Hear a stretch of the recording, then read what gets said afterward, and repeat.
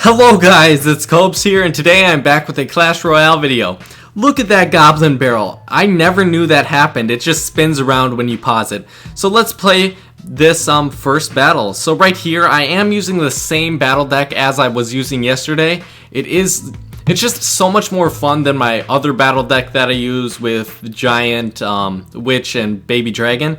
So I think I'm just probably going to use this one as my main battle deck from here on out. So right here, yeah, this guy really doesn't have anything that can really counter me except for his skeleton army and his minion horde. But at the end of the day, I can just throw some arrows and I'll be able to take out his building like I did right there. And yeah, he only really has offense, nothing too great on defense. I mean, skeleton army, minion horde, and the wizard, but besides that, that really isn't too many things. So what I was actually going to start talking about today is how I saw a comment on a different Clash Royale video saying that like you shouldn't show only yourself winning because you don't learn as much from only showing the wins. You can also learn a lot from the losses on what's good to counter your battle deck, and also what you might like be able to do from seeing my mistakes and how you could win. So right here, throughout this battle, he just tries to freeze my Royal Giant so he can do some damage to my building, but in the end, it's not enough, and I'm not really worried about that Goblin Barrel taking out my main tower, and I know my Royal Giant, even after this freeze, will be able to take out his main tower for the 3 crown. I will tell you guys in advance, this is a loss. I really don't remember exactly what I do in this battle, but yeah, right here, I think I misplayed it. He dropped minions and a giant, and I countered it with barbs, so the minions could hit my barbs, which really wasn't the best option, even though he didn't end up doing any damage to me. And something I've noticed that is it's a pretty good just thing to have against a Royal Giant battle deck is elixir pumps. Just collect all that elixir, and I have really nothing to take out his elixir pumps, so he's just gonna have more elixir than me this whole battle.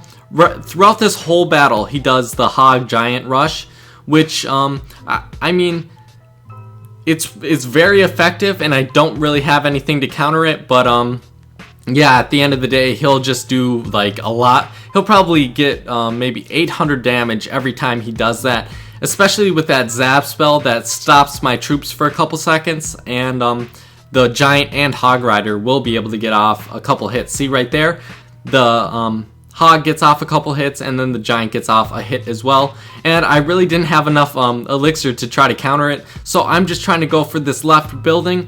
But he plays it well every time. He drops those barbs, and I never have the troops to counter his barbs to take them out so my Royal Giant can do damage. And right here, I got very close at taking out his building, but ran out of time. One thing I've noticed is if you don't have a lot of defensive troops against this kind of battle deck, or against my battle deck that I'm using, it might be pretty hard to defeat me. But right there, I thought that was just horseshit. I mean, I thought, how?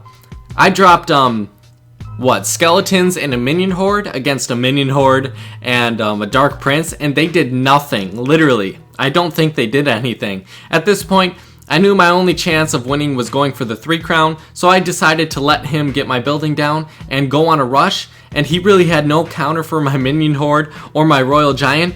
And basically throughout this little counterattack, I guess you could say, I just wanted to get troops in front of my Royal Giant so he would be doing damage without getting hit, and that's what basically helped me win this battle. Of course I'm going to win because there's nothing he can really do to stop my Royal Giant from getting just a little bit of damage to his main tower.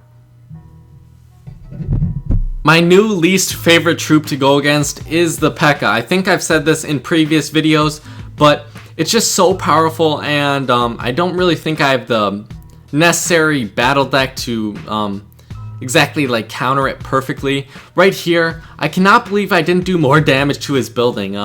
He played it pretty well with those arrows, but yeah, I thought I was gonna do a little bit more damage. Right here, I would say one tip: don't drop your Valkyrie right in the middle if it's going against barbs.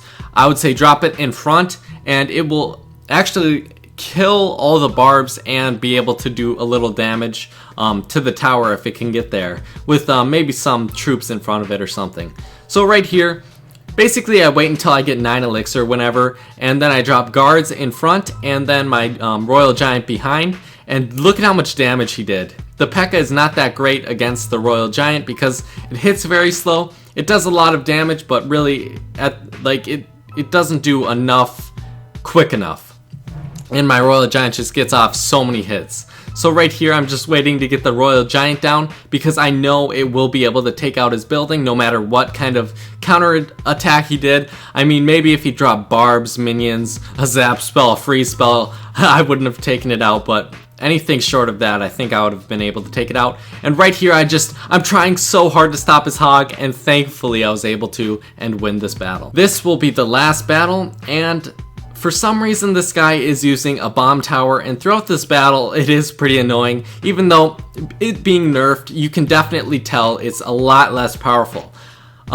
Against a Royal Giant, if it weren't nerfed, maybe that's why the Royal Giant is so powerful nowadays, because before the nerf for the bomb tower, it must have been just insanely hard to do anything against a bomb tower with a Royal Giant, against a mortar with a Royal Giant, you know, just really anything that you can place for a long period of time that can do damage to your Royal Giant. So right here, everyone's using hogs nowadays.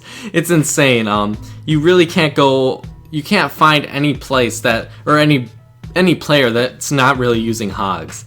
Right here he does the same kind of thing, but I know if I'm able to throw arrows and do a little damage to his bomb tower, also his spear goblins, then I will be able to do a little damage to his left side tower, which basically that's the only place I attack. I never attack the right side. I guess they're attacking my left side on their screen as well, so I don't know why people do that, but I guess I can try to attack the right side next time.